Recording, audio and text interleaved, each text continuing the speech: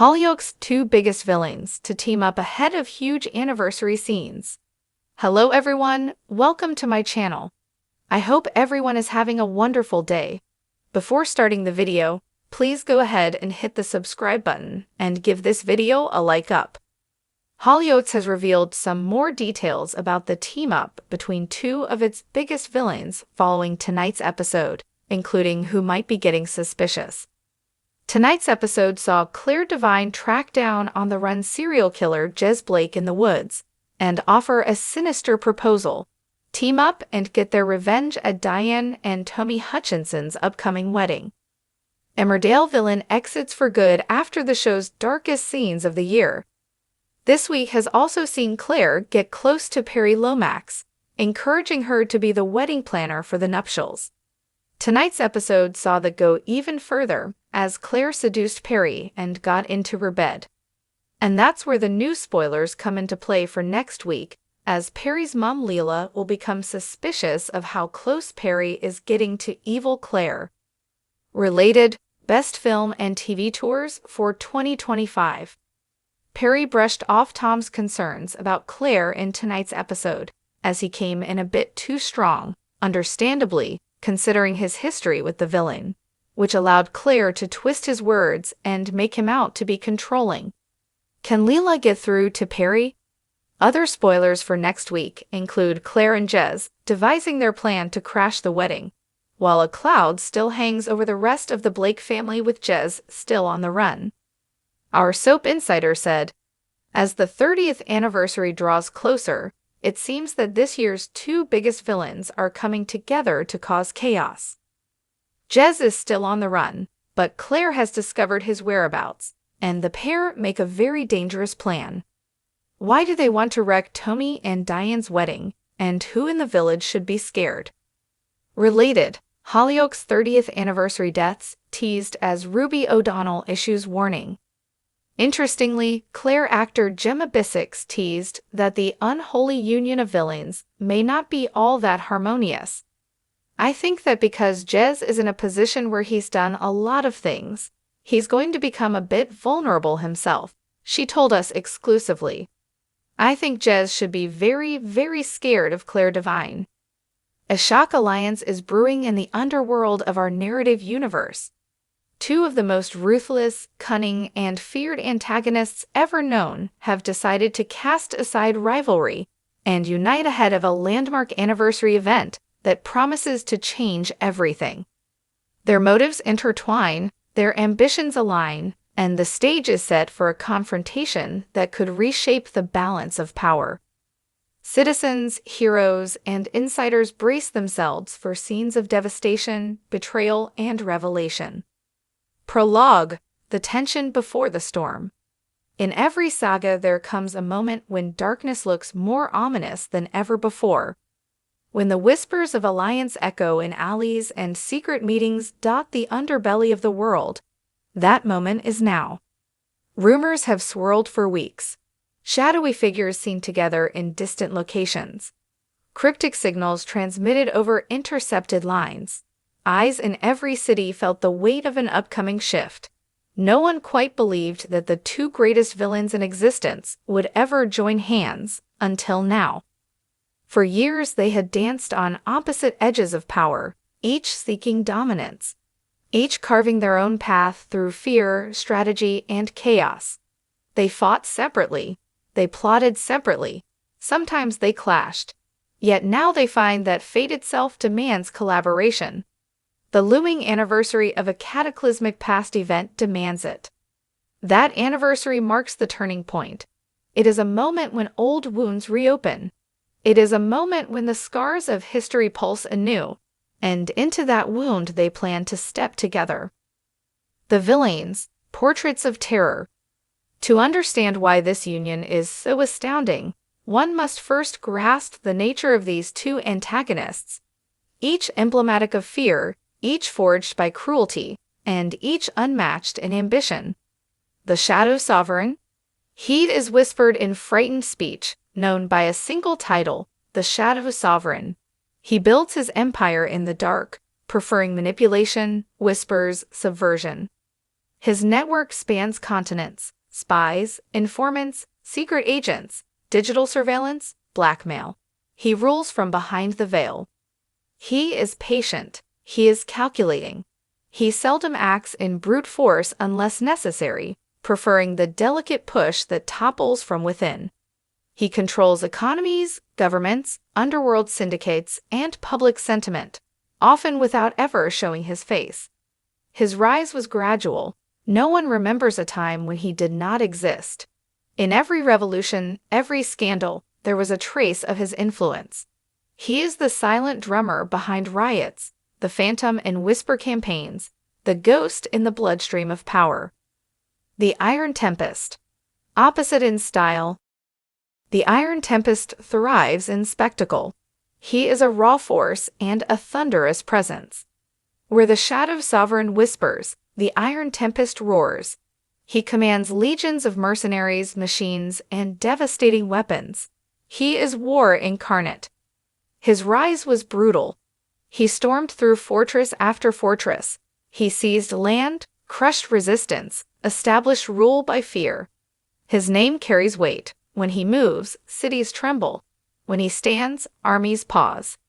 He is direct, relentless, undeterred. He sees the world as a battlefield. He believes in supremacy through domination. He does not hide. He stands on the stage, banners aloft, a storm in armor. A history of enmity. For years their paths intersected and diverged. The Iron Tempest's open assaults often angered the Shadow Sovereign, whose carefully built alliances and covert networks were unraveled by the Iron Crusaders' raids. The Shadow Sovereign's clandestine manipulations undermined the Iron Tempest's forces, turning allies into traitors, supply lines into traps. They clashed in shadow wars, proxy wars, and direct skirmishes. Each believed the other an obstacle to true dominance. Each regarded the other as a rival to be crushed. Their methods differed, but their goals often overlapped: control, dominion, legacy. They competed for the same resources, territories, allegiances. Yet they never attempted a full alliance until now. Their mutual distrust ran too deep. Their egos are too inflated. Their pride is too strong. But the coming anniversary changes the equation. A shared purpose has finally superseded old wounds. The catalyst, anniversary of ruin years ago, a calamitous event shook the world to its core. Cities burned, nations trembled, alliances shattered. The date that looms ahead marks the anniversary of that devastation, the turning point when hope seemed lost, when darkness seemed to triumph. That event is not often spoken of in daylight. It rests in folklore, in whispered memories, in the scars etched into the world. But for those with long memories, it remains a wound that whispers. And now, as the calendar cycles close, the tension rises anew. The anniversary is more than a memorial. It is a trigger. At that moment, hidden mechanisms will awaken. Ancient powers will stir. Contracts signed in blood will demand fulfillment. And during those scenes, the veil between the past and present will thin. The villains see this as an opportunity. They see it as reckoning. They see it as a canvas upon which they can redraw the world. Alone, neither could harness the full force. But together, their strengths complement, their plans converge. The alliance, strategy, and bargain. How do two such titans manage to come together without one swallowing the other? The bargaining was delicate, the terms exacting, the trust frail. They met in a forsaken domain, far from prying eyes. No heralds, no fanfare, just two shadows colliding under flickering ancient lights. They negotiated across hours. Every concession weighed against years of rivalry. Each demanded guarantees. Each pledged resources, troops, secrets. They bound the pact with oaths carved in blood and sigils of power. They agreed to mutual non-aggression until the anniversary. They agreed on spheres of influence. They agreed to mutual aid in certain operations. And they constructed a failsafe, a mechanism that would punish betrayal. a sentinel spell or device that would activate if one turned on the other. Trust is low, checks and balances high. Their union is strategic, not romantic. It is born of necessity, not affinity. It is forged by fate imposing itself upon pride. The preparations, underworld mobilization. The alliance is not idle. They move swiftly, covertly, massively. The Shadow Sovereign expands his spy net. Key institutions are infiltrated, resistance cells suppressed, political leaders blackmailed or bought, infrastructure systems manipulated, financial markets destabilized. All to sow chaos ahead of the anniversary, to weaken opposition, to prime global fear. The Iron Tempest arms his legions, mobilizes heavy weapons, armored battalions, air fleets, siege engines. He captures strongholds. He positions battalions at strategic choke points. He prepares assault forces for key targets. Cities will be contested. Fortresses will fall. They synchronize their timing.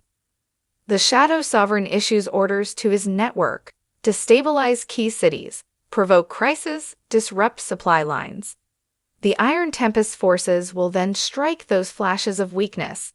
The two moves are choreographed, shadow moves, then thunderous follow-up. They further deploy shock troops, saboteurs, assassins, propaganda units, cyber war gangs. They recruit agents abroad. They awaken sleeper cells. They seed rumors that drive panic. In whispered commands, the villains instruct their captains. When the clock nears the anniversary, everything accelerates. When the lights dim, strike. When the world staggers, advance. The hero's perspective.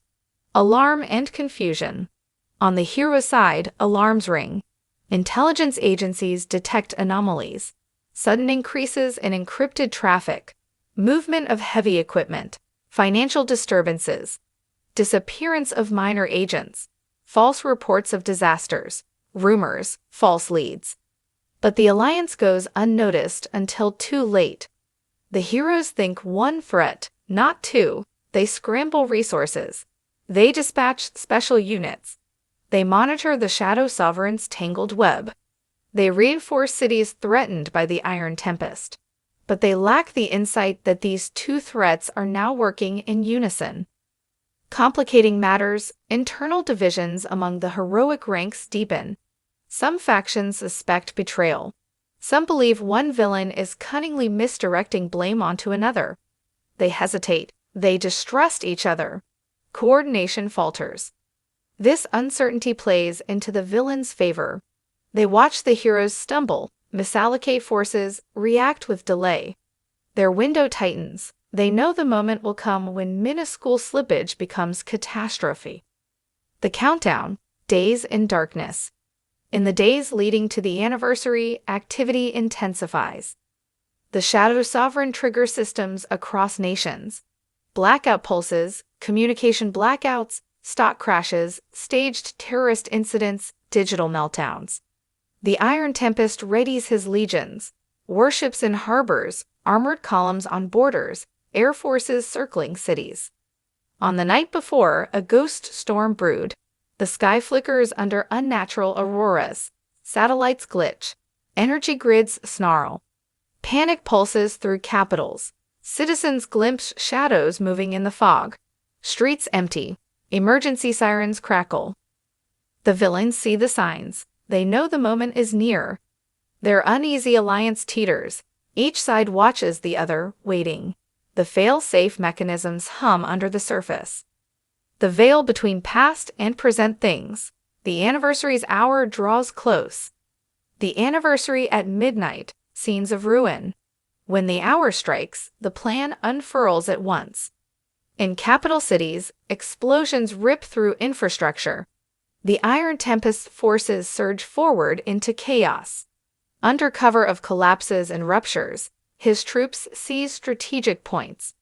Bridges, control towers, command centers fall under Iron Fist. Meanwhile, the Shadow Sovereign's networks infiltrate control rooms. His agents seize communications hubs. He manipulates decision centers. He turns defenses inward.